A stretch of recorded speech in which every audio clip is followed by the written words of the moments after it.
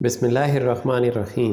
السلام علیکم، میں ہوں عمران احمد اور آپ دیکھ رہے ہیں میرا YouTube channel AIO audio books. پیش خدمت ہے اس دلچسپ سفر نامے کا اگلا حصہ، تو چلیے شروع کرتے ہیں۔ قصر سلطانہ کے پہلو میں ایک تنگ دروازہ جبل سبیکہ کے ساتھ پرخطر انداز میں چمٹی ہوئی ایک شکستہ بالکونی پر کھلتا ہے۔ اکثر سیاح اس بالکونی پر قدم رکھنے سے گریز کرتے ہیں اور ایک ایسے شخص کی رہائش گاہ دیکھنے سے محروم رہتے ہیں جس کے قلم نے انہیں پہلی مرتبہ الحمرا کے وجود کا پتہ دیا۔ واشنگٹن اروںگ کے کمرے کی کھڑکیاں قدیم غرناطہ کی جانب واہ ہوتی ہیں۔ ایک جھروکا اونچی دیواروں میں گرے ایک چوکور پاتیوں پر کھلتا ہے جس کے درمیان میں صرف ایک سرف کا درخت اس قید خانے میں سے نکلنے کے لیے سر اٹھائے کھڑا ہے۔ پاتیوں میں دیکھیے تو یوں لگتا ہے کہ آپ ایک ایسے کنویں میں جھانک رہے ہیں جس کے کائی زدہ پانی میں سے ایک سرو فوارے کی طرح پھوٹ رہا ہے۔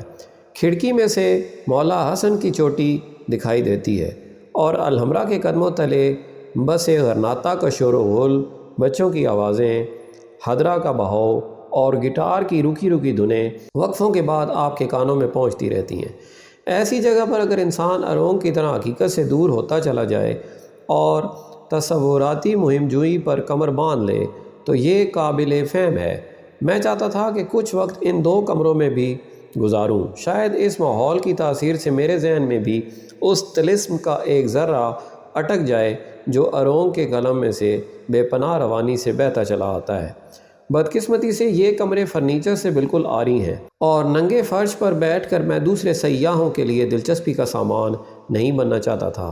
آتش دان کے اوپر ایک سادہ تختی پر حسب ذیل عبارت رقم ہے۔ ان کمروں میں 1829 عیسوی میں واشنگٹن اروںگ نے الحمرا کی کہانیاں لکھیں۔ اروںگ کی رہائش گاہ دیکھنے کے بعد میں زیر زمین شاہی حمام کی عمارت دیکھنے کے لیے اترا۔ یہاں رنگوں کا امتزاج بے حد پرسکون تھا، گہرا نیلا، ہلکا سبز، کہیں کہیں سنہری۔ انہیں دیکھ کر چھینٹ کی رضائی کے دھیمے رنگ یاد آتے ہیں۔ گنبد میں سوراخوں پر رنگدار شیشے جڑے ہیں۔ حمام جب بھاپ کی لپیٹ میں آتا ہوگا تو غسل کرنے والوں کو یہ شیشے یقیناً دھند میں ڈبڈباتے ستاروں کی طرح دکھائی دیتے ہوں گے۔ شاہی حمام میں سے نکل کر میں ایک مرتبہ پھر سلطانہ کے محل میں آیا اور واپس شیروں کے صحن کی جانب چل دیا۔ یہاں مجھے ابن کشکند کے تراشے ہوئے بھدے شیروں کی ایک اور خاصیت نظر آئی۔ اگر کسی بھی ایوان میں سے صحن کا رخ کریں تو یوں محسوس ہوتا ہے جیسے سامنے کے 3 شیر فوارے کے تھال سے علیحدہ ہو کر آپ کی جانب بڑھ رہے ہیں۔ شیروں کے صحن میں صبح کے برعکس اس وقت سیاحوں کی ریل پیل تھی۔ گائیڈ حضرات حفظ شدہ تاریخی معلومات کا چارہ ان صابر بھیڑوں کے آگے ڈھیر کر رہے تھے اور اس سے پیشتر کہ یہ صابر جانور اسے منہ مارے، خواتین و حضرات فوٹو لیجئے کا نادر شاہی حکم نازل ہو جاتا۔ بھیڑوں کے گلے میں سے کیمروں کی کلک کلک کی آوازیں برآمد ہوتی اور پورے 40 سیکنڈ میں شیروں کے صحن کو بھگتا کر کسی اور جانب کوچ کر جاتا۔ ایک جرمن نوجوان بادشاہوں کے ایوان میں فرش پر لیٹا ٹیلی فوٹو لینس کی مدد سے چھت پر کندہ عبارتوں کی تصاویر بنا رہا تھا۔ الحمرا میں جب بھی آنا ہو یہ جرمن کسی نہ کسی کونے خدرے میں ہمیشہ الٹ پلٹ زاویوں میں معلق ملتا۔ دائیں آنکھ بند، بائیں پر لمبی تھوتنی والا کیمرہ ثبت، جیسے اللہ میاں نے آنکھ کے سوراخ میں آنکھ لگانے کے بجائے کیمرہ فٹ کر کے اسے دنیا میں بھیج دیا ہو۔ کبھی پورا چہرہ دیکھنے کا اتفاق نہ ہوا۔ ایک روز الیک سلیک ہوئی تو کہنے لگا، پچھلے 3 ماہ میں قصر الحمرا کی 4000 تصاویر اتار چکا ہوں۔ اگلے ماہ تک اس مورش محل کا ایک ایک کونا میری قلم پر محفوظ ہو جائے گا۔ اس کے بعد الحمرا رہے نہ رہے، اسے شیطان اٹھا لے جائے، مجھے پرواہ نہیں۔ میں ان تصاویر کی مدد سے جرمنی میں ایک نیا الحمرا تعمیر کر سکتا ہوں۔ شیروں کے صحن میں سے نکلا تو حفاظتی فصیل کے ساتھ ان بے مثال ایوانوں کی نشانیاں ملیں جو آپ مٹ چکے ہیں، جو کبھی کبھی شیروں کے پہلو بر پہلو جبل سبیکہ کے آخری سرے تک پھیلے ہوئے تھے۔ ایک شکستہ ایوان بھی نظر آیا، ٹوٹا ہوا جھروکا جو حسب معمول قدیم غرناطہ کی جانب بدن دردیدہ تھا۔ کہا جاتا ہے کہ یہ سلطان کی ذاتی مسجد تھی۔ اس کھنڈر کے سامنے صحن حنا کی مانند ایک خوبصورت تالاب اب بھی موجود ہے جس میں الحمرا کے پتھروں ایسی سرخ مچھلیاں تیرتی ہیں۔ تالاب کے قریب پھولوں کے چند تختے ہیں جن کی ناموار سطح سے اندازہ ہوتا ہے کہ ان کے نیچے کیا صورتیں ہوں گی جو لالا و گل میں ہمارے سامنے نمایاں ہو رہی ہیں۔ اس باغ کے عقب میں الحمرا کے محافظوں اور مالیوں کے رہائشی کوارٹر ہیں۔ مسجد کے کھنڈر سے پرے ایک وسیع میدان ہے جس میں اینٹیں بکھری پڑی ہیں، جا بجا ملبے کے ٹیلے ہیں اور کریر کی طرح کی جنگلی جھاڑیاں ہیں۔ الحمرا کی فصیل قصر کی دیواروں کو سہارا دیتی ہوئی نکلتی ہے اور پھر متعدد برجوں میں سے گزرتی اس اجاڑ میدان کے گرد لیٹی باب العدل تک چلی جاتی ہے۔ یہاں سے جبل سبیکہ کی آخری بلندیوں پر ایستادہ جنت العارفین کے باغات اور عمارتیں نظر آنے لگتی ہیں۔ الحمرا کی فصیل اور جنت العریف کے درمیان گہری کھائی ہے، چنانچہ وہاں پہنچنے کے لیے میں قصر سے گزر کر باب العدل کے راستے سے باہر آیا اور تقریباً 1 میل کا فاصلہ طے کرنے کے بعد سینکڑوں سرف کے درختوں میں گھری اس راہ گزر پر آ نکلا جسے سرف کے درختوں کا راستہ کہا جاتا ہے۔ ان درختوں میں سرف کا وہ درخت بھی ہے جس کے بارے میں کہا جاتا ہے کہ اس کے نیچے بنو نصر کی شہزادی بنو سراج کے ایک نوجوان کے ساتھ سرگوشیاں کرتی پائی گئی تھی، اور یوں بنو سراج کے 36 سردار اس قدیم سرف تلے پروان چڑھنے والے رومان کی پاداش میں تحتیگ ہوئے۔ اگر قصر الحمرا وسیع کینوس پر پھیلی ہوئی ایک شاہکار تصویر ہے تو جنت العریف ان تمام تر رعنائیوں کو سمیٹے ہوئے ایک منیچر پینٹنگ کی طرح ہے، مختصر، جاذب اور گہرائی لیے ہوئے۔ موسم گرما میں سلاطین غرناطہ کی خنک جائے پناہ نارنگی اور لیموں کے شگوفوں کی مہک میں ڈوبا ہوا یہ مختصر قصر اتنا خاموش اور پرسکون ہے کہ اس کے سین اور ملحقہ باغوں میں مچلتے فواروں کا مدھم شور بھی کانوں پر گراں گزرتا ہے۔ واشنگٹن اروگ نے اپنی داستانوں میں ایک ایسے نصری شہزادے کا ذکر کیا ہے جسے سلطان نے بچپن میں ہی صرف اس لیے جنت العریف میں پابند کر دیا تھا تاکہ وہ کہیں عشق کے جذبے سے روح شناس نہ ہو جائے، لیکن اسے یہاں بھی محبت کے لمس نے چھو لیا کہ بقول اروگ کسی کو دوش نہ دیجیے کہ یہاں تو تنہائی اور خاموشی بھی محبت کی زبانیں ہیں۔ جنت العریف کا اکلوتا سین پاتیو ویلاریا یہ باغ شاہی کہلاتا ہے۔ ایک مختصر برآمدے کے آگے مستطیل تالاب میں سے درجنوں فوارے پھوٹ کر دیواروں سے بھی بلند ہو جاتے ہیں۔ باغ شاہی کے پہلو میں سے مختصر آبشاروں اور پوشیدہ جھرنوں کے درمیان پتھریلی سیڑھیاں بلندی کی طرف جاتی ہیں۔ ایک مقام پر یہ سیڑھیاں یکلخت ختم ہو جاتی ہیں۔ ان سے پرے چوٹی پر ایک کھنڈر ہے۔ کہتے ہیں جن دنوں غرناطہ کے عوام ابو عبداللہ کے خلاف اٹھ کھڑے ہوئے تو وہ پیروں اس بلند مقام پر بیٹھا کڑتا رہتا تھا، اور اسی مناسبت سے اسے مور کی کرسی کے نام سے یاد کیا جاتا ہے۔ جب میں جنت العریف سے نکلا تو شام ہو رہی تھی۔ بائیں ہاتھ پر کھائی کے پار قصر الحمرا چنار کے پتے کی صورت جبل سبیکہ پر بچھا سورج کی آخری کرنوں سے یوں سرخ ہو رہا تھا جیسے ان کرنوں میں اگر ذرہ برابر مزید عدت ہوتی تو سلگنے لگتا۔ نیچے قدیم غرناطہ کے گلی کوچے ابھی سے تاریک ہو رہے تھے۔ باب العدل کے قریب پہنچا تو شام گہری ہو چکی تھی۔ الحمرا کے جھرنوں اور فواروں کی آواز جھینگروں کے شور کی طرح ہر سو گونج رہی تھی، جس طرح ریول کی دھن کے اختتام پر بانسری کی لے دور ہوتی چلی جاتی ہے، اس طرح یہ شور بھی الحمرا اور میرے درمیان بڑھتے فاصلوں کی مناسبت سے مدھم پڑتا گیا، اور پھر یہ لے، یہ روتے پانیوں کا شور خاموشی کے گہرے سمندروں میں اتر گیا۔ مکمل سکوت۔ مرسیڈیز فالا کے گھر کے قریب پہنچا تو ڈھلوان سڑک کے پہلو میں کھڑی دیواروں میں نصب لالٹینیں روشن ہو گئیں۔ ایک موڑ پر چند بچے لچھے دار روئی بیچنے والے کے گرد کھڑے شور مچا رہے تھے، اور وہ ڈبے میں صفوف چھڑک کر تیزی سے ہینڈل گھما رہا تھا۔ قریب ہی ایک خمیدہ کمر بوڑھا شکر کے شربت کی سراہی اٹھائے انگلیوں میں گتھے کانسی کے پیالوں کو آپس میں ٹکرا کر راہگیروں کو متوجہ کرنے میں مصروف تھا۔ پتھریلی سڑک پر روشنی کا ایک شہتیر پڑا تھا جو ایک قہوہ خانے کے کھلے دروازے سے آ رہی تھی۔ بے فکری آوازیں اور گٹار کی ڈوبتی ابھرتی دھنیں، مکانوں کی آہنی بالکونیوں میں براجمان بوڑھی عورتیں، سڑک پار کسی دوسری بالکونی میں بیٹھی ہمسائیوں سے با آواز بلند محو گفتگو تھی۔ جو ہی میں پلازا نووا میں پہنچا، جدید غرناطہ نے جیسے میرے تھکے ہوئے جسم اور ذہن کو جھنجھوڑ کر رکھ دیا۔ الحمرا کے رواں پانیوں کا طلسم ٹوٹ کر گرا اور اس کی جگہ ٹرام کاروں کی گڑگڑاہٹ اور ٹریفک کے شور نے لے لی۔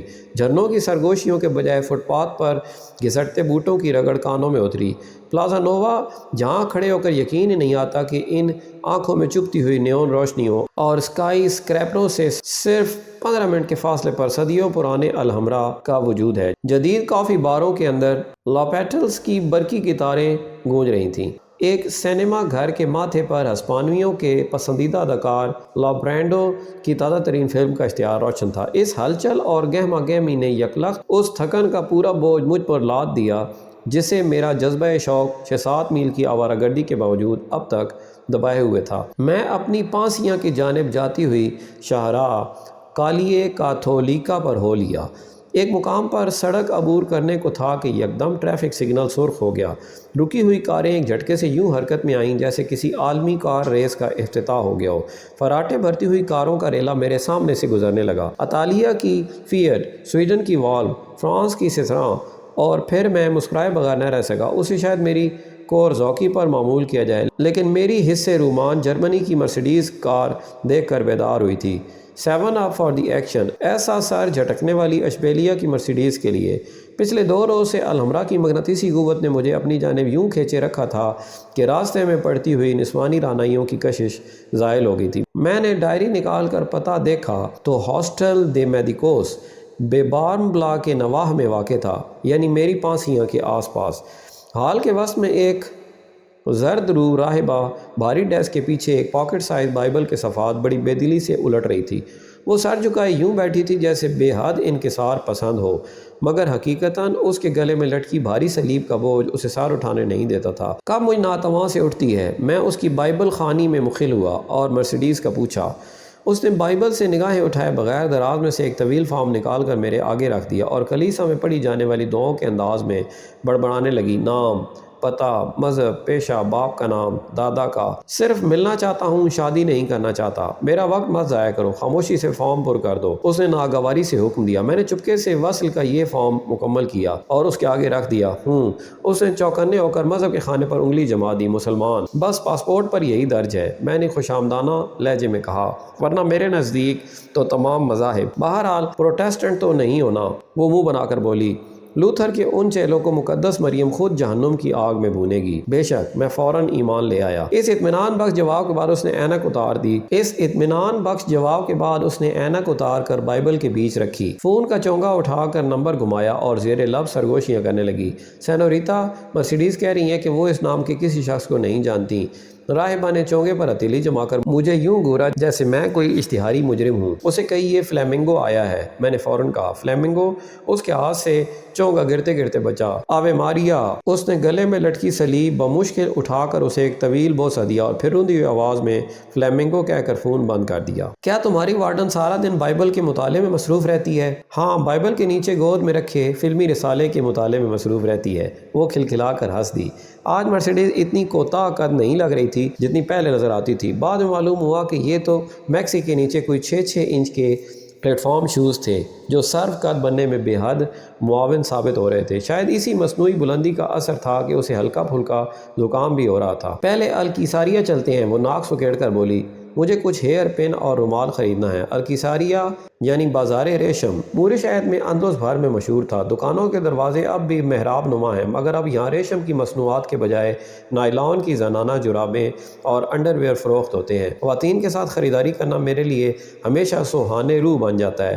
دکاندار نے 100 روپیہ قیمت بتائی تو اطمینان سے 20 روپیہ سے آغاز کر دیں گی۔ میرا خیال تھا کہ مرسیڈیز ایک نسبتاً ترقی یافتہ ملک کی خاتون ہونے کے ناطے سے خاصی مہذب ہوگی، مگر وہ تو کشمیری بازار میں بھاؤ تاؤ کرتی شٹل کاک برقوں میں خیمہ زن دیہاتی عورتوں سے بھی گئی گزری تھی۔ 100 پسیتے کے رومال کی 5 پسیتے قیمت لگائی۔ کم از کم میں نے عربوں کے بازار ریشم کی 40 دکانوں کی زیارت تو کر لی۔ الکیساریہ سے باہر نکلتے ہوئے میں نے مرسیڈیز سے کہا، جو اپنی اکلوتی خریداری یعنی 10 پسیتے کے ایک رومال کو ناک پر لپیٹے شوں شوں کر رہی تھی۔ اس نے ناک سے رومال ہٹا کر اس کا بغور معائنہ کیا۔ 2 پسیتے زیادہ دے آئی ہوں، 8 کا ہے۔ الکیساریہ کے پھاٹک کے قریب کیتھیڈرل رائل کی عمارت کھڑی تھی، جس کے محراب نما دروازوں سے اندازہ ہوتا تھا کہ صلیب کا بوجھ اٹھانے سے پیشتر یہ غرناطہ کی جامع مسجد تھی۔ اس کلیسا میں فاتحین غرناطہ کے تابوت ہیں۔ مرسیڈیز نے کسی پیشہ ور گائیڈ کی طرح بیان داغ دیا۔ فاتحین غرناطہ؟ ہاں، انہوں نے غرناطہ دوبارہ فتح کیا تھا۔ وہ جلدی سے بولی، پہلے کس نے فتح کیا تھا؟ تمہیں اچھی طرح معلوم ہے پہلے کس نے فتح کیا تھا؟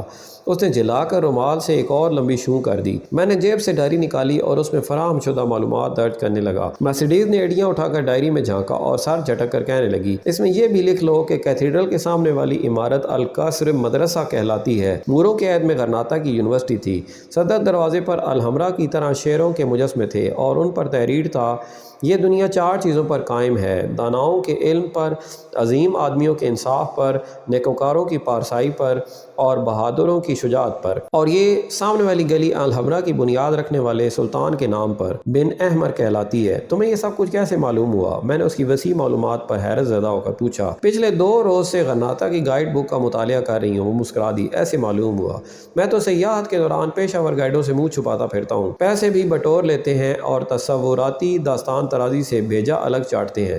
اس گائیڈ کی تمام خدمات بلا قیمت ہیں۔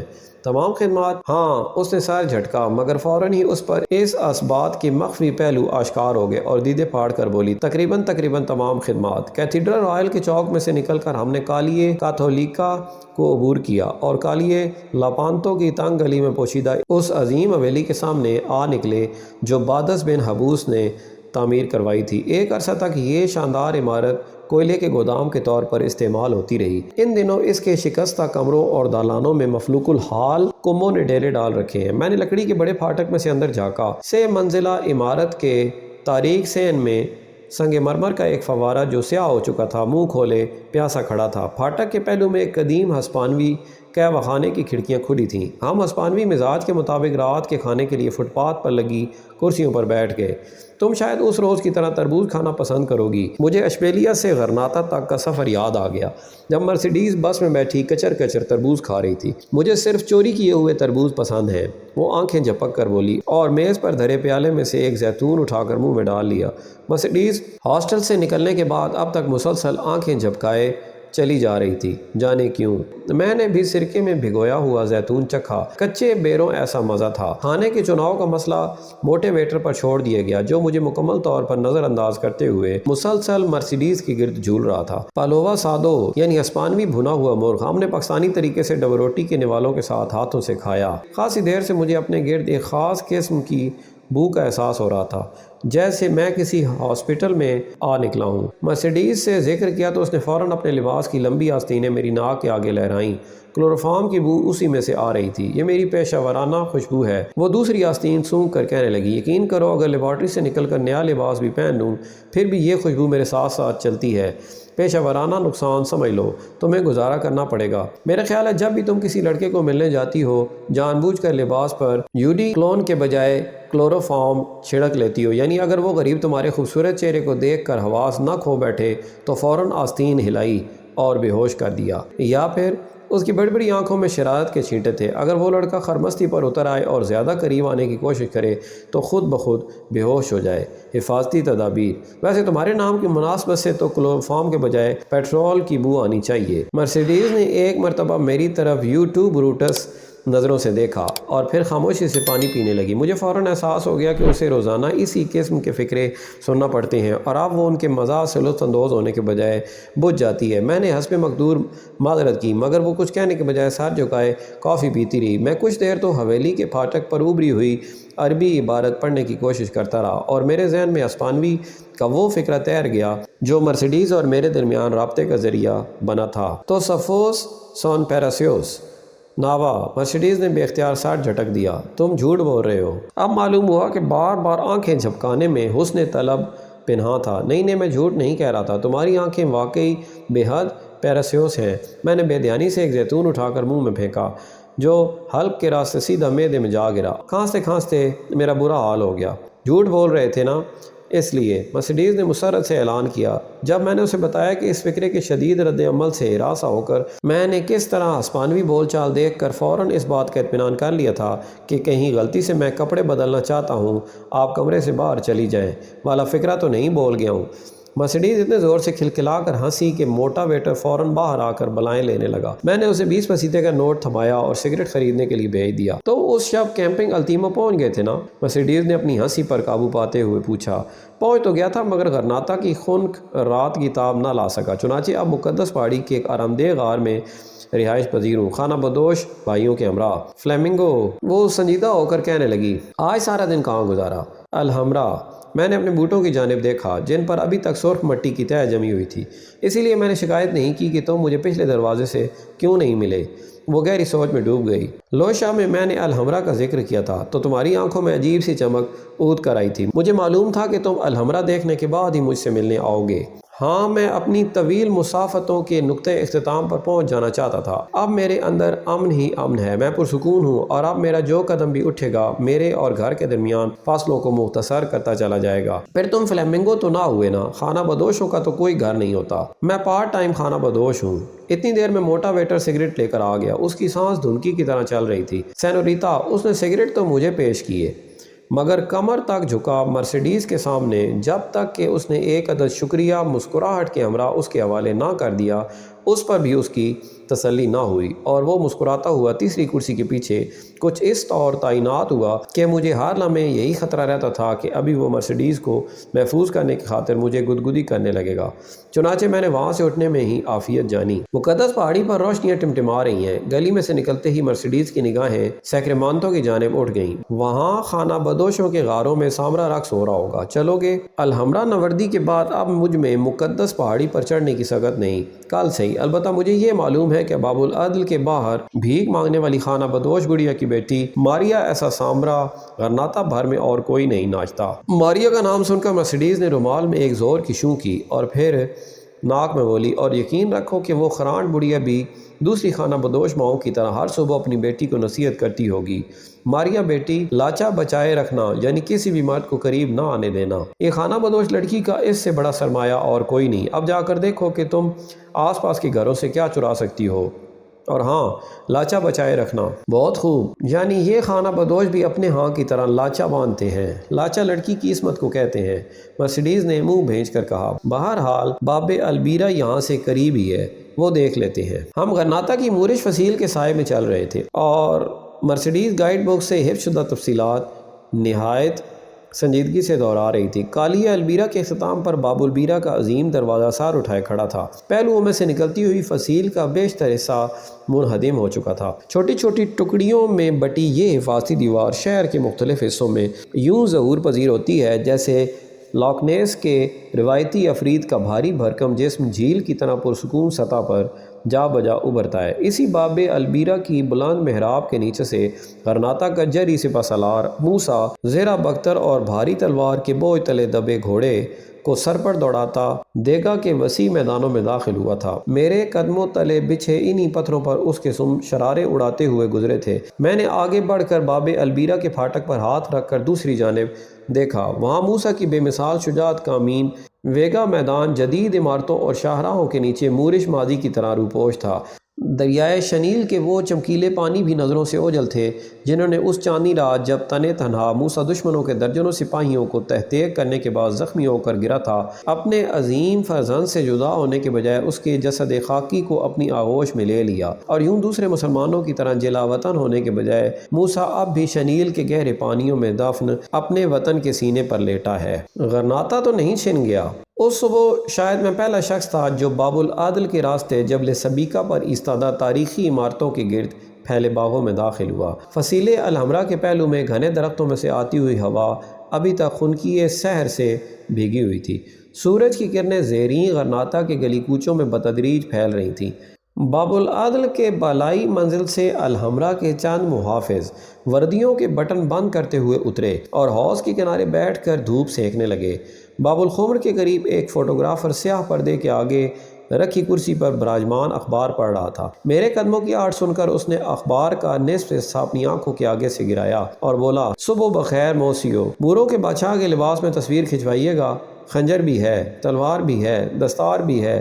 میں نے مصرع مکمل کر دیا۔ وہ مسکرا کر اخبار کے پیچھے روپوش ہو گیا۔ قصر الحمرا کے دروازے پر ایک نظر ڈال کر میں بائیں جانب باب الخمر سے گزر کر القصبہ کی بلندی کی طرف ہو لیا۔ فصیل سے چمٹی ہوئی ایک تنگ پگڈنڈی اوپر کی طرف جا رہی تھی۔ دائیں جانب گہری کھائی میں درختوں کے جھنڈ بکھرے ہوئے تھے۔ ان درختوں کے درمیان ایک شکستہ مورش دروازہ نظر آ رہا تھا جن کی سرخ اینٹوں پر دھوپ آہستہ آہستہ اتر رہی تھی۔ ایک چھوٹے سے تالاب میں فیل کے جسم میں سے پھوٹنے والے چشمے کا پانی گر رہا تھا۔ تالاب پر ابھی تک صبح کی ہلکی دھند معلق تھی۔ پگڈنڈی کے خاتمے پر فصیل میں پوشیدہ ایک دروازہ سامنے آیا جہاں سے القصبہ کے بلند ترین برج الغفر تک سیڑھیاں جاتی ہیں۔ سیڑھیاں طے کر کے میں اس برج کے وسیع میدان میں آ نکلا جو جبل سبیکہ پر کچھ یوں پھیلا ہوا ہے کہ اس کے تین اطراف تو شہر غرناطہ کے بام و در پر نظر پرواز کرتی ہے اور چوتھی جانب قصر الحمرا چونے کے بنے ہوئے ایک نمائشی ماڈل کی طرح دکھائی دیتا ہے۔ اگرچہ تمام سیاح ٹکٹ خرید کر سب سے پہلے القصبہ کا رخ کرتے ہیں، مگر میں الحمرا اور جنت العریف دیکھنے کے بعد ہی ادھر آنا چاہتا تھا کہ ان عمارتوں کا تاریخی تسلسل اسی انداز میں بنتا ہے۔ اس برج پر غرناطہ کی بلند ترین عمارت پر اور سامنے والی دیوار پر جہاں ایک گھڑیال لٹک رہا ہے، عیسائی پادری اور سپہ سالار آئے باب العدل میں سے گزر کر، باب الخمر میں سے گزر کر، فصیل سے چمٹی پگڈنڈی پر چل کر، انہی تنگ سیڑھیوں کو طے کر کے وہ اس برج کی چوٹی پر پہنچے۔ اس میدان میں آئے اور جہاں میں کھڑا تھا یہیں کھڑے ہو کر 806 برس سے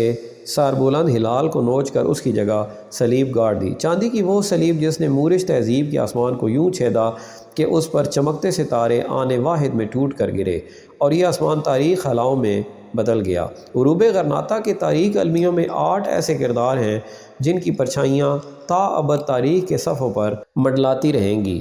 اندھا اور بیمار مولا علی ابو الحسن، جس نے فرڈیننڈ کے سفیر کو مزید خراج دینے سے انکار کرتے ہوئے اپنے آقا سے کہہ دیا جو سلاطین غرناطہ اسے خراج دیتے تھے وہ مر چکے، ہماری ٹکسالوں میں اب سکوں کے بجائے تلواریں ڈھلتی ہیں۔ ابو الحسن کا بھائی اور مالاگاکا کا حاکم، جو اپنی بے پناہ شجاعت کی بنا پر الزغل کے لقب سے جانا گیا، ابو الحسن کی سازشی بیوی عائشہ اور اس کا کمزور دل حریص بیٹا عبداللہ جو برج الکمارش کی قید سے بھاگ نکلے تھے، عبداللہ کا سپہ سالار موسیٰ جس نے زوال کی گھڑی اپنے شعلہ بیانی سے عرب غیرت کی ان شراروں کا وا دی جن کی رمق عبداللہ ایسے بزدل شخص میں بھی موجود تھی، اور پھر کشتالیہ کا فرڈیننڈ اور آراگان کی ایزابیلا جن کی شادی سے یہ 2 عظیم عیسائی سلطنتیں یکجاں ہوئیں اور انہوں نے مذہب کے نام پر اور اپنے وطن کی خاطر ایک مقدس جنگ کا آغاز کر دیا۔ ابو الحسن نے نہ صرف خراج دینے سے انکار کر دیا بلکہ غرناطہ کی فصیلوں سے نکل کر ظاہرہ پر حملہ آور ہوا اور عیسائیوں کو شکست دے کر شہر پر قابض ہو گیا۔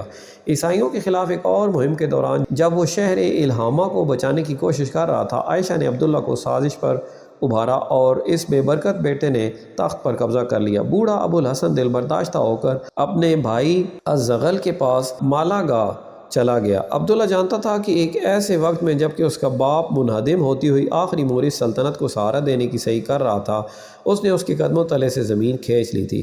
غرناطہ کے عوام عبداللہ کو سخت ناپسند کرتے تھے اور وہ شاذ ہی الحمرا کے باہر قدم رکھتا تھا۔ ایک مرتبہ اپنی گرتی ہوئی ساکھ کو سہارا دینے کی خاطر عبداللہ فوج لے کر عیسائیوں کے مقابلے پر نکلا، مگر بزدلی کی بنا پر لوسینا میں گرفتار ہو گیا۔ عیسائیوں نے اس قیدی کی صورت میں اس خواب کی تعبیر دیکھی جسے وہ پچھلے 800 برس سے حقیقت میں بدلنے کی صحیح کر رہے تھے۔ قرطبہ میں عبداللہ کا شاندار استقبال ہوا۔ اپنے چچا الزغل کے خلاف امداد کے بدلے میں عبداللہ کے غلام لبوں نے غرناطہ عیسائیوں کے حوالے کر دینے کا اقرار کر لیا۔ معاہدہ طے پا گیا۔ غرناطہ واپسی پر اہل شہر نے اسے قبولنے سے انکار کر دیا اور ابو الحسن کو بلا کر تخت پر دوبارہ بٹھا دیا۔ عبداللہ باپ کے خلاف سینے میں زہر چھپائے المیریا چلا گیا۔ اسی دوران ابو الحسن انتقال کر گیا۔ غرناطہ کے علماء نے خانہ جنگی اور بیرونی خطرات کے پیش نظر فیصلہ دیا کہ عبداللہ ہدرہ کے پار البسین میں شمالی حصے پر حاکم رہے اور الزغل دوسری جانب الحمرا پر قابض رہے۔ الزغل کے لیے یہ صورتحال انتہائی حوصلہ شکن تھی۔ ایک جانب اس کا سازشی بھتیجا اس کے پہلو میں خنجر کی نوک کی طرح چبھ رہا تھا اور دوسری طرف عیسائی افواج انتہائی نپی تلی منصوبہ بندی کے تحت غرناطہ کے گرد و نواح کے قصبوں اور حصاروں پر یلغار کر رہی تھی۔ غرناطہ جسے عرب شاعر سرخ انار سے تشبیہ دیتے تھے، دانہ دانہ ہو کر بکھرنے لگا۔ 1486 عیسوی میں لوشا اور مالاگا ایسے اہم شہر عیسائیوں کے ہاتھوں میں چلے گئے۔ المیریا کا بھی یہی حشر ہوتا اگر الزغل اپنی جرأت و شجاعت بروئے کار لا کر اسے بچا نہ لیتا، مگر یہ ایک عارضی کامیابی تھی۔ کشتالیہ اور آراگان کی فاتح افواج ثابت قدمی سے آگے بڑھتی رہیں۔ پھر ایک وقت ایسا آ گیا کہ مسلمان شہ سواروں کو عیسائی فوجوں سے مقابلے کے لیے شہر پناہ سے زیادہ دور نہ جانا پڑتا، وہ پھانسی کے سکڑتے پھندے کی طرح نزدیک تر ہو رہے تھے۔ اس دور کا الزغل ایک ایسا جری سلطان تھا جس نے تنہا سر توڑ کوشش کی کہ کسی طور پھانسی کے پھندے کی رسی ڈھیلی پڑ جائے اور وہ آخری مسلمان ریاست کو اس میں سے نکال لے، مگر اس کا کیا کیجیے کہ جب کبھی اسے تھوڑی بہت کامیابی نصیب ہوتی، اس کا بھتیجا عیسائیوں کے ساتھ مل کر اس کی شکست کا سبب بن جاتا۔ عیسائیوں کے خلاف ایک مہم سے واپسی پر جب الزغل غرناطہ کے قریب پہنچا تو شہر کے تمام دروازے بند تھے، خنجر اس کے پہلو میں اتر چکا تھا۔ عبداللہ نے الحمرا پر قبضہ کر کے اپنی مکمل بادشاہت کا اعلان کر دیا تھا۔ الزغل اس زخم زخم کو برداشت نہ کر سکا اور افریقہ چلا گیا، جہاں فیض کے سلطان نے کسی دیرینہ رقابت کی بنا پر اسے اندھا کر دیا۔ آخری عمر میں غرناطہ کا جری سلطان فیض کی گلیوں میں بھیک مانگ کر گزر اوقات کرتا تھا۔ اس کی قبا کے پیوندوں پر ایک بڑا سرخ پیوند تھا جس پر "یہ اندلس کا بے بس بادشاہ ہے" کے الفاظ کاڑے ہوئے تھے۔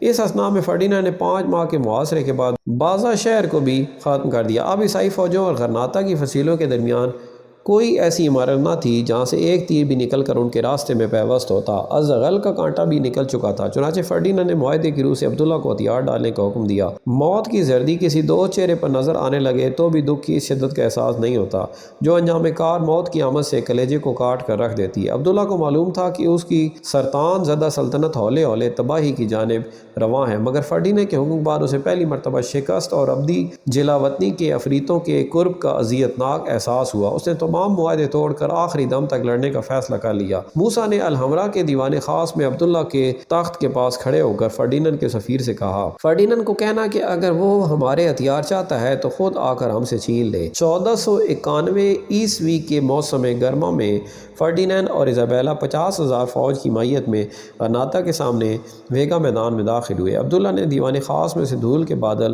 اٹھتے دیکھے جو اس کی سلطنت کو لپیٹ میں لینے کو تھے۔ فرڈینانڈ نے الحمرا کے روبرو ایک پہاڑی پر سانتانی نامی ایک شہر 10 روز کے اندر اندر تعمیر کیا اور عیسائی فوج نے حلف اٹھایا کہ جب تک غرناطہ فتح نہیں کر لیتے اسی شہر میں قیام کریں گے اور گھروں کو واپس نہیں جائیں گے۔ غرناطہ کے گرد پھیلے ہوئے تمام باغوں اور فصلوں کو آگ لگا دی گئی اور دیہات مسمار کر دیے گئے۔ تاریک راتوں میں عبداللہ اور اس کے رفقا الحمرا کے جرقوں میں سے ویگا میں بلند ہونے والے ان شعلوں کو بے بسی سے دیکھتے جو ان کی خوراک کی ترسیل کو خاک کر رہے تھے۔ موسم سرما کے اوائل میں ہی شدید سردی کے ساتھ برفباری شروع ہو گئی۔ باہر کی دنیا کے تمام راستے مسدود ہو گئے اور خوراک کی قلت کے باعث شہری آبادی بھوکوں مرنے لگی۔ قلیل تعداد کی وجہ سے مسلمانوں کے لیے یہ تو ہرگز ممکن نہ تھا کہ وہ فصیل سے باہر نکل کر باقاعدہ جنگ کا آغاز کریں، مگر دشمن کو یوں نظروں کے سامنے خیمہ زن پا کر غرناطہ کے فرزندوں کے لیے دعوت مبازرت نہ دینا بھی باعث شرم تھا۔ چنانچہ ہر صبح ایک مسلمان شہ سوار آئینی زیرہ بختر میں ڈھکا تلوار سوتے باب البیرا یا باب پونتیوں سے باہر نکلتا اور دشمن کے خیموں کے سامنے کھڑے ہو کر دعوت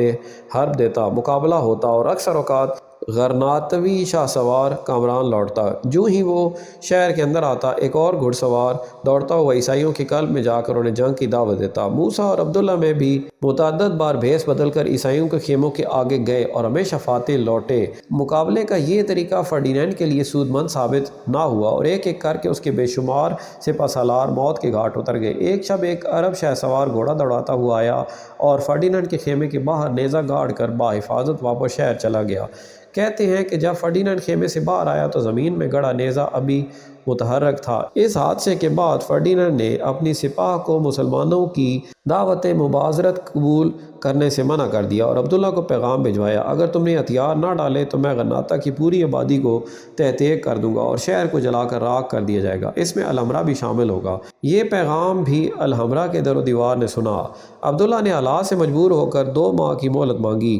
اس مدت کے خاتمے پر اگر اسے افریقہ اور ترکی سے کمک نہ پہنچی تو وہ مندرجہ ذیل شرائط پر ہتھیار ڈال دے گا۔ سلطان اور رعایا کشتالیہ کے بادشاہ کی اطاعت کریں گے۔ عبداللہ الحمرا چھوڑ کر البشارت کے مقام پر جلا وطن کیا جائے گا۔ مسلمانوں کو اپنے مذہب اور قانون پر عمل کرنے کی پوری آزادی ہوگی۔ جس روز ہتھیار ڈالنے کا فیصلہ ہوا اس شب موسیٰ تنہا باب البیرا سے نکلا اور دشمن سے لڑتا ہوا شنیل کے پانیوں میں اتر گیا۔ وہ مسلمان اندلس کے دفاع میں اٹھنے والا آخری ہاتھ تھا اور اپنے وطن کی سرزمین میں دفن آخری مسلمان۔ 2 جنوری 1492 عیسوی کی صبح کو معینہ مدت ختم ہوگی اور کمک نہ پہنچی۔ الحمرا کے ان جرقوں سے جہاں پہلے روز مجھے بچوں کا شور اور ہدرہ کا مدھم بہاؤ سنائی دیا تھا، عبداللہ کے کانوں میں ابدی غلامی سے دوچار اہل غرناطہ کی آہ و فغاں اور سسکیوں کی آوازیں آئیں۔ اس نے جبل سبیکہ میں دفن اپنے آباء و اجداد کی ہڈیاں سمیٹیں اور ظہر کی نماز ادا کرنے کے بعد 50 رفقا کے ہمراہ 3 بجے سپہر الحمرا کے باب الجدور میں سے باہر نکلا۔ سنسان گلیوں میں سے گزر کر وہ اس مسجد کے قریب پہنچا جو ان دنوں کلیسا سان سبستیان کے نام سے جانی جاتی ہے۔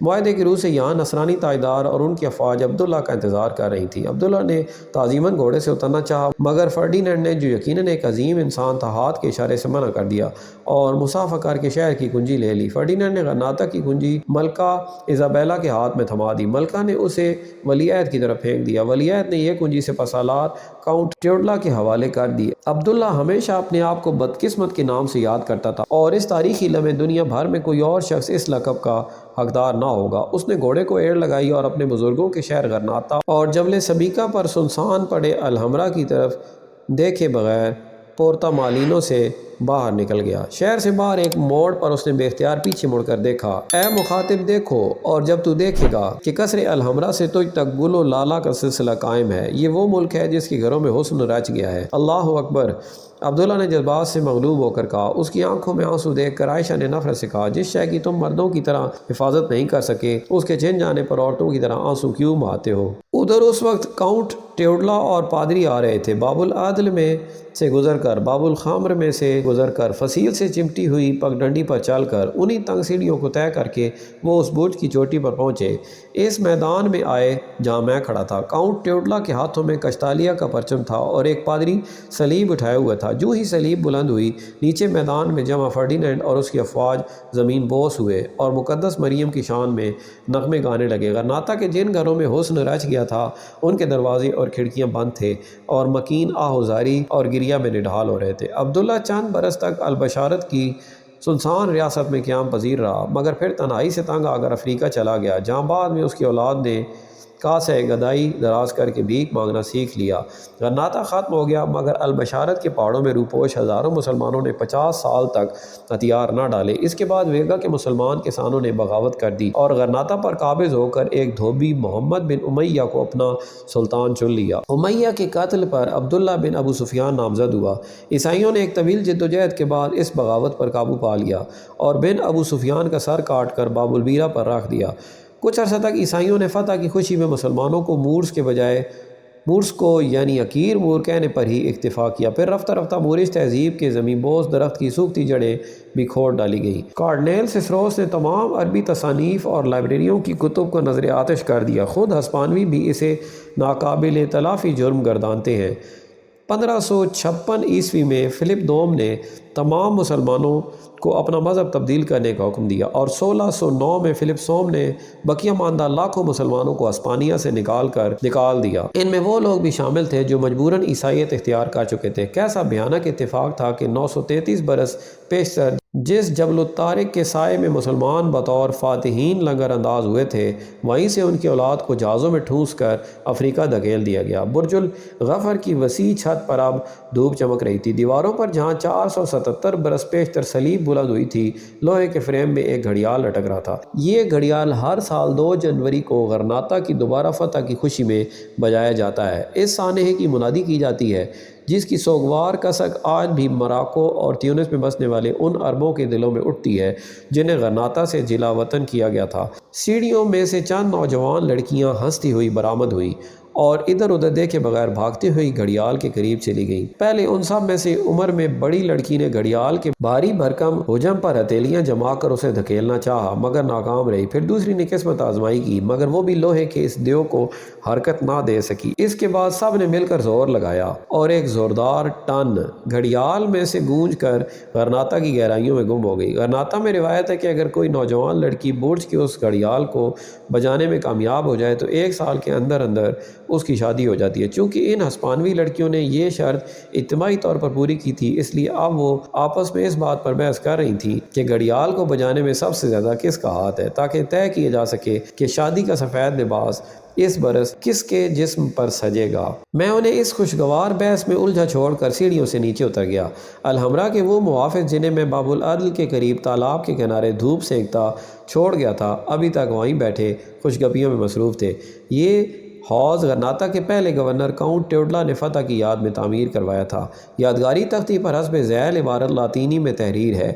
فرڈینینڈ اور ایزابیلا شاہ و ملکہ نے یہ سلطنت اور شہر غرناطہ بزور شمشیر فتح کیا تھا، اور جن کے سامنے مسلمان سلطان عبداللہ اپنی سلطنت اور الحمرا سے بتاریخ 2 جنوری 1492 عیسوی دست بردار ہوا۔ اہل عرب کو بدستور ان کے مکانات و مواضعات میں رہنے کی اجازت دی گئی۔ آج قصر الحمرا میں سیاحوں کا غیر معمولی ہجوم تھا۔ ایک ایسی عمارت جو بنیادی طور پر صرف چند افراد کی رہائش کی مناسبت سے تعمیر کی گئی تھی، ہجوم کے باعث مختصر لگ رہی تھی۔ جرمن فوٹوگرافر فوٹوگرافر حسب معمول فوارے کے ایک شیر کے منہ میں کیمرہ دیے تصویریں بنا رہے تھے۔ میں ایوانوں میں سے نکل کر اس وسیع میدان میں آ گیا جہاں صرف کھنڈر تھے، یا الحمرا کی فصیل سے نکلتے ہوئے 15 سرخ برج الکمارش کے ساتھ بل کھاتی فصیل میں برج الاسلحہ، برج التعظیم، برج السیف، برج البنات، برج القندیل اور برج 7 منزلہ نظر آ رہے تھے۔ میں اس راستے کا تعین کرنا چاہتا تھا جہاں سے گزر کر عبداللہ باب الجدور کے راستے الحمرا سے باہر نکلا۔ اس تاریخی گزرگاہ کو اس کی خواہش کے مطابق اینٹوں سے پر کر دیا گیا تھا۔ ایک دشوار گزار راستے سے گزر کر جب میں اس مقام پر پہنچا جہاں نقشے کے مطابق باب الجدور ہونا چاہیے تھا یا جدور ہونا چاہیے تھا، تو وہاں خاردار جھاڑیوں اور چند اینٹوں کے سوا کچھ بھی نہ تھا۔ عبداللہ کی بدنامی کے اس داغ کو فرانسیسی فوج نے غرناطہ سے پسپائی کے وقت بارود سے دھو دیا تھا۔ سرخ بھربھری مٹی پر اگی ہوئی چھدری گھاس کے درمیان کہیں کہیں منقش اینٹیں ابھری ہوئی تھیں۔ باب الجدور کے ملبے کے قریب فصیل میں ایک دروازہ تھا جس میں سے گزر کر میں نے سیڑھیاں طے کیں اور فصیل کے اس حصے پر آ نکلا جو باب العدل کی جانب واقع ہے، جس کے مقابلے میں چناروں کے درخت ہیں، اس امید پر کہ آخری سرے پر کسی اور راستے سے نیچے اتر جاؤں گا۔ میں نے فصیل کی چوڑی چھت پر چلنا شروع کر دیا۔ دھوپ بے حد تیز تھی اور چند قدم چلنے کے بعد میں پسینے سے تر ہو گیا۔ فصیل کی طوالت میرے اندازے سے کہیں زیادہ تھی۔ خدا خدا کر کے باب العدل کے قریب پہنچا، سیڑھیاں اتر کر نیچے آیا تو وہ دروازہ بند تھا۔ چنانچہ پھر واپس مڑا اور ایک مرتبہ پھر یہ طویل فاصلہ طے کر کے بمشکل باب الجدور تک پہنچا۔ الحمرا کے اس ویران حصے میں سیاحوں کے علاوہ محافظ بھی کام ہی آتے ہیں۔ اس آزادی کا فائدہ اٹھاتے ہوئے میں نے کسی ماہر قدیمہ کی طرح کھنڈروں میں ادھر ادھر تانک جھانک شروع کر دی۔ کہیں پرانی اینٹ یا ٹائل کا ٹکڑا خاک میں دبا نظر آتا تو اسے کھود کر نزدیکی تالاب میں دھوتا اور اس پر کندہ نقوش سے اندازہ لگاتا کہ یہ کس قسم کی عمارت کا حصہ ہو سکتا ہے۔ اگر قانونی پابندیاں نہ ہوتی تو میں الحمرا کے یہ خوبصورت تاریخی ٹکڑے اپنے ہمراہ وطن لے آتا۔ ایک مقام پر جہاں سے باغوں میں گھری جنت العریف کی عمارتیں روبرو نظر آتی ہیں، الحمرا کی فصیل ایسی 2 شاخوں میں بٹ گئی تھی جنہیں ایک گہری کھائی ایک دوسرے سے علیحدہ کرتی ہے۔ اس کھائی کو عبور کرنے کے لیے فصیل کے دونوں حصوں پر لکڑی کا ایک شتیر دھرا ہوا تھا۔ میں اس لرزتے ہوئے پل پر سے گزر کر دوسرے حصے پر پہنچا۔ آخری حصے پر ایک شکستہ برج کی عمارت کھڑی تھی۔ دروازے کا ایک کواڑ چوکھٹ سے علیحدہ ہو کر سیڑھیوں میں پڑا تھا۔ میں اندر چلا گیا۔ سیڑھیاں بھی انتہائی مخدوش حالت میں تھیں۔ جا بجا کھلے شگافوں میں سے ہوا سرسراتی ہوئی اندر آ رہی تھی، جن میں سے کھائی میں بل کھاتے دریائے ہدرا کا پانی چمکتا نظر آ رہا تھا۔ دیواروں کی اینٹوں میں سے سرخ گارا صفوف کی صورت میں سیڑھیوں پر گر رہا تھا۔ میں شگافوں سے بچتا بے حد آہستگی سے قدم اٹھاتا اوپر چڑھنے لگا۔ سیڑھیوں کے اختتام پر ایک اور بند دروازہ تھا جس پر لکڑی کا ایک تختہ میخوں سے گاڑا ہوا تھا۔ زنگ آلود میخوں سے ظاہر ہوتا تھا کہ یہ دروازہ ایک مدت سے بند پڑا ہے اور الحمرا کے بقیہ برجوں کے برعکس یہاں عرصے سے کسی ذی روح نے قدم نہیں رکھا۔ پہلے سوچا واپس چلا جاؤں، کہیں ایسا نہ ہو کہ دروازہ کھولنے کی کوشش میں پورا برج منہدم ہو جائے اور میں اس کے ملبے میں دفن دریائے ہدرا میں غرق ہو جاؤں، یا زندہ بچ نکلنے کی صورت میں گارڈیا سول مجھے کسر الحمرا مسمار کرنے کے جرم میں دھر لے۔ پھر نامعلوم کو جاننے کی وہ قدرتی حس جو ہر سیاح کا خاصہ ہے مجھ پر غالب آئی اور میں نے ایک اینٹ اٹھا کر تختے کی میخوں کو اکھاڑنا شروع کر دیا۔ میخیں تو خیر کیا اکھڑتی، البتہ سال خوردہ لکڑی اینٹ کی چند ضربوں سے ہی ٹوٹ کر بکھر گئی۔ میں نے زور لگا کر کواڑ دھکیلے اور برج کے اندر داخل ہو گیا۔ سیڑھیوں کی طرح برج کی اندرونی حالت بھی بے حد مخدوش تھی۔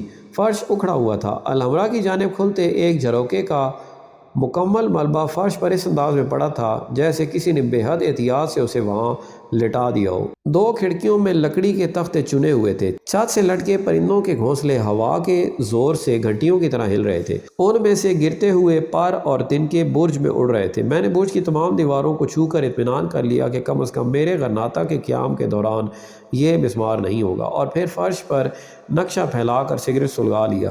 یہ برج جو غالباً برج البنات کے نام سے مشہور ہے، الحمرا کے ایک ایسے دور دراز اور سنسان حصے میں واقع ہے جہاں کسی سیاح یا محافظ کے آنے کا سوال ہی پیدا نہیں ہوتا۔ ایک جھروکے میں سے قصر الحمرا اور القصبہ دکھائی دے رہے تھے اور دوسری طرف کھائی کے پار جنت العارفین اپنی تمام تر رعنائیوں میں جلوہ گر تھی۔ اس برج میں اکیلے بیٹھے ہوئے میرے ذہن میں ایک نہایت غیر معمولی اور بظاہر احمقانہ خیال آیا۔ الحمرا سے کٹے ہوئے اس سنسان برج میں اگر ایک شب بسر کی جائے تو روزمرہ کی نارمل روٹین میں جھگڑا انسان ایسے انوکھے تجربات کا تصور کر بھی لے تو وہ انہیں اپنے مقید ذہن کے تحت نقطۂ اعتدال سے ہٹا ہوا جان کر ان کا ذکر کرنے سے گریز کرے گا، لیکن ایک آوارہ گرد یا محتاط الفاظ میں ایک سیاح معمول کی زنجیر کے حلقوں سے اپنا ناطہ توڑ کر ایسے ہی غیر معمولی تجربات کی چاہت میں گھر سے نکلتا ہے۔ مثلا مختصر سوچ رکھنے والا ایک ذہن اس تجربے کو نہایت بے مقصد گردانے گا۔